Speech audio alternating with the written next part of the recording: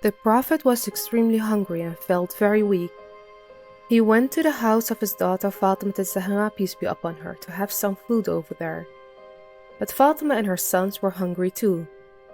The Prophet left his daughter's house and had only walked a few steps from her house when one of the neighbors sent a dish of food to Fatima, peace be upon her.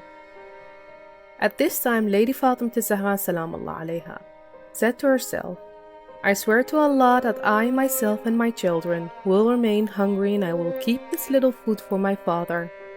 So she sent one of her children after her father and invited him to her house.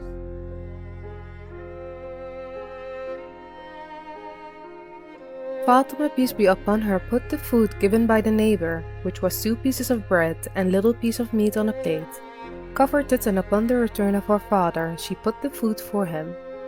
Meanwhile, Fatima, peace be upon her, noticed that the plate had been filled with more food than before.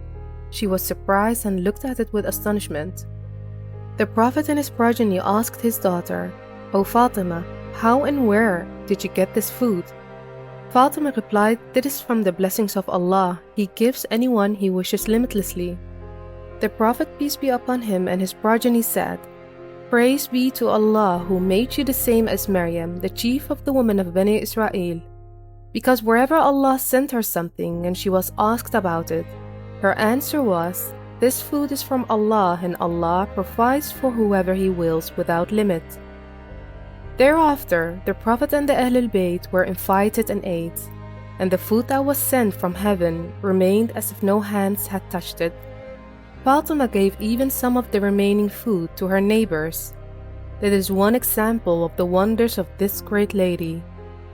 In a hadith by the great Prophet of Islam, he said, My daughter Fatima is the lady of all ladies of the world. People asked, Is she the best lady of her time? The Prophet replied, My daughter Fatima is the best lady of all times, from the first to the last creation to the day of judgment.